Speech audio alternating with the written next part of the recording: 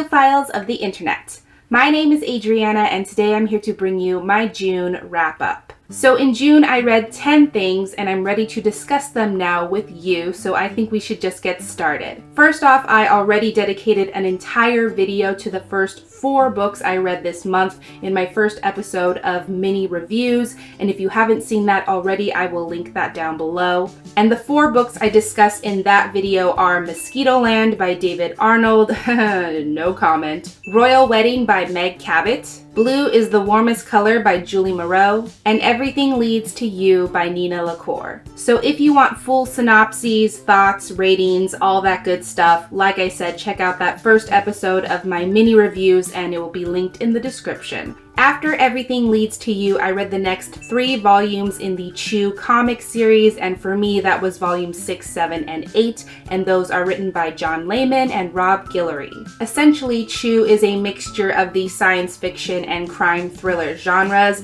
It's about a special agent in the FDA named Tony Chew who is sebopathic, which means that when he eats something, he gets the psychic impressions from whatever it is that he ate, and he knows its entire history. As you can imagine, this skill is transferable to his line of work, especially if he comes across a corpse. Let's just say he has a means to figure out exactly what happened to the victim. I've said it before, I'll say it again, this series is incredible. I love it so much. This is definitely one of my favorite ongoing comics at the moment. On one hand, it's very quirky and hilarious, sometimes downright ridiculous, but on the other hand, it's still very dark, it's full of action, there's so much great mystery, and I think just overall, it's incredibly smart. In short, I love the Chew series and I very highly recommend it. I gave all 3 of these volumes 4 stars or higher. So switching gears a little bit, after that I read Extraordinary Means by Robin Schneider. This is a YA contemporary novel about a boy named Lane who has a very bright future ahead of him.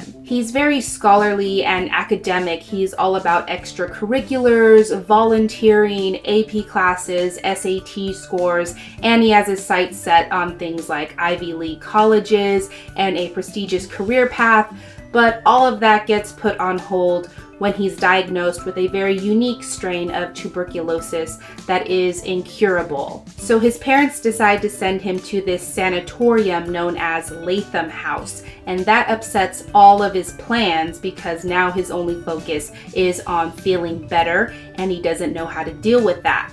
I just want to start by saying that I really did enjoy this novel. It's very pleasantly surprising because I think you go into stories like this and you expect it to be very morbid and depressing and reflective, and this definitely is at times, but not all the time. Strange as it may seem, I think in many ways this book is fun and lighthearted. You get this unexpected boarding school kind of element from Latham House, and you get to see these characters who are forging friendships, falling in love, exploring, discovering themselves, and those are in general positive things. All of that being said, I did have a few problems with this book. First of all, I hate to say this, but when you have a narrative like this that is focused on physical illness, it kind of drains all the suspense from the story because you know going into it that either the characters are going to live or they're going to die. There is no third option. And as much as I enjoyed this book, I just have to admit to myself that the revelations that the characters came to and their musings on humanity and illness and wanting to feel normal, I think were very derivative of other books that have come before this. They were nothing new, nothing I hadn't seen before, nothing fresh. I don't want to give you the wrong impression. I still think this was a really good book and I enjoyed reading it immensely, but it was nothing new and it didn't really surprise me. It didn't really offer anything that I hadn't seen before, so I gave it a 3.5 out of 5 stars. After that, I read the Behemoth that is Kinslayer by Jay Kristoff, and this is the sequel to Storm Dancer. So I'm not going to give a synopsis for this one because that's too much work.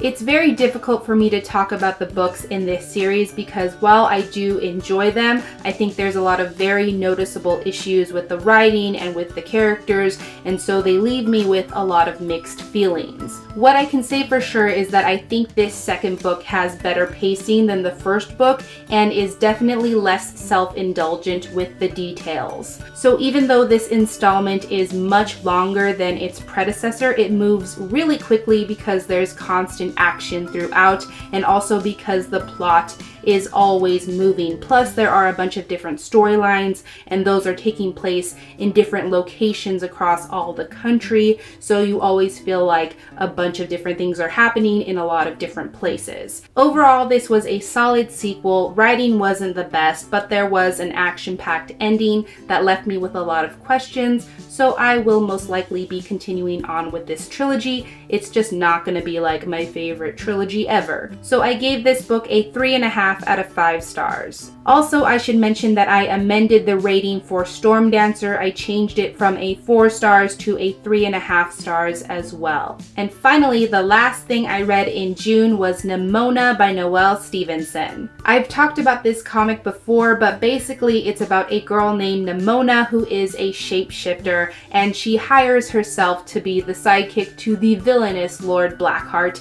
as they take on Sir Goldenloin and the institution of law enforcement and heroics. First of all, if you know anything about Noelle Stevenson, it will come as no surprise to you that this comic is absolutely hilarious. It's original, fresh, smart, dynamic, very entertaining, and just downright awesome. I would definitely have to say that my favorite aspect of this comic is the characters, because they are incredibly well written. At the beginning of the comic, these characters do seem to fulfill the usual types of tropes. The beautiful hero, the bitter villain with a grudge, the quirky sidekick.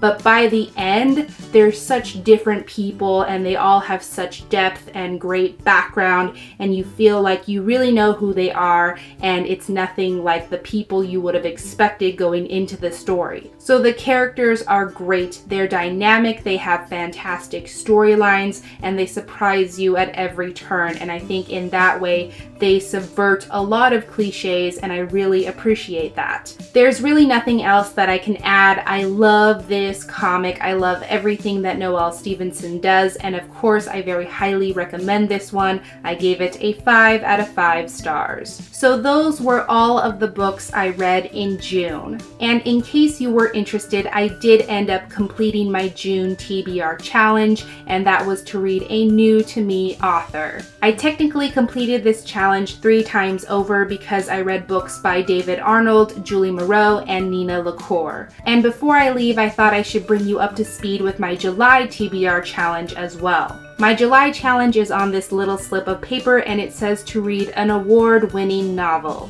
If nothing else, I will definitely complete this challenge by using the book The Martian by Andy Weir. Technically, The Martian won the 2014 Goodreads Choice Award for the best sci-fi novel, so it's an award-winning novel. But I also plan to at least start American Gods by Neil Gaiman. This novel has won a ton of awards. Just to name a few: the Hugo Award, the Nebula Award, the Bram Stoker Award.